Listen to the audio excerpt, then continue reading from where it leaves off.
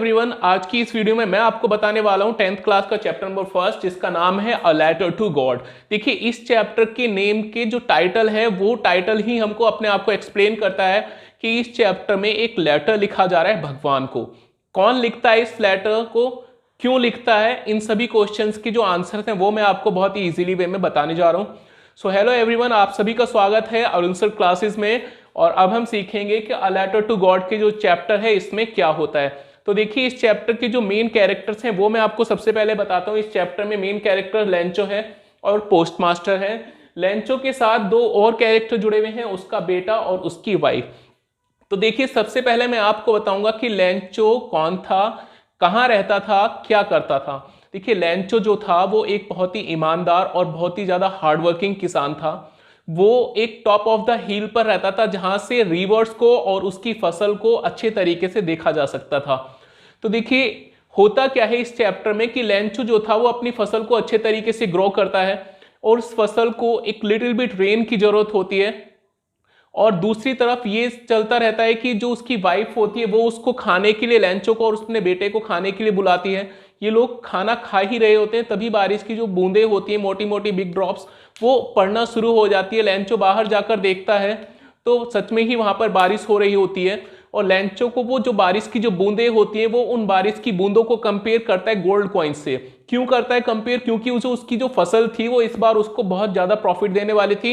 इस बार उसकी फसल बहुत ज्यादा अच्छी हुई थी, लेकिन 1 घंटे के दौरान ही वो बारिश जो होती है, बहुत तेज तेज वहां पर हवाएं चलने लगती हैं और वो जो बारिश होती है वो कन्वर्ट हो जाती है हेल स्टॉर्म्स में।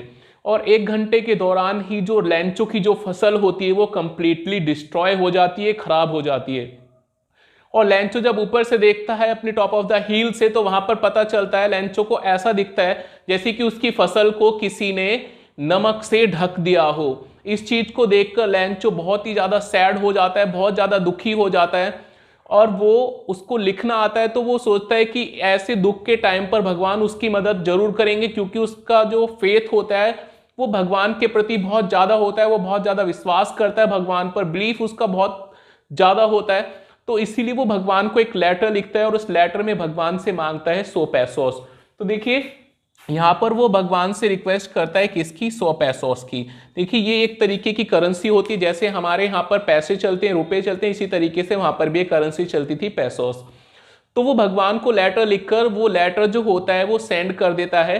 पोस्ट ऑफिस जाता है, वहां पर उस पर स्टैंप लगाकर उस लेटर को पोस्ट कर देता है। लेकिन वहीं पर ही जो पोस्ट मास्टर होता है, जब वो लेटर वो जो लेटर होता है वो लेटर देखता है पोस्ट मास्टर, तो वो बहुत ज्यादा हंसने लगता है। और जब वो अपने बाकी के कलीग्स को वो लेटर दिखाता है तो वो भी, के जो कलीग्स होते हैं वो भी उसका मजाक उड़ाते हैं कि ये कौन बेवकूफ है जो भगवान को लेटर लिखता है, भला भगवान भी किसी के लेटर का जवाब देंगे।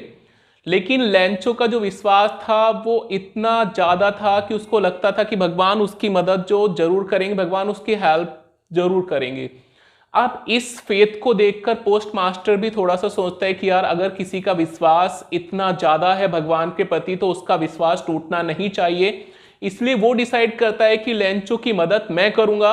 वो अपने कलीग से थोड़ा थोड़ा सा कंट्रीब्यूशन लेता है, थोड़े पैसे लेता है और कुछ पार्ट अपनी सैलरी से लेता है और सैलरी से भी अपना कुछ पार्ट उसके अमाउंट में डाल देता है। तो टोटल जो पोस्ट मास्टर होता है वो वहां पर 70 पैसोस को कलेक्ट ही कर पाता है।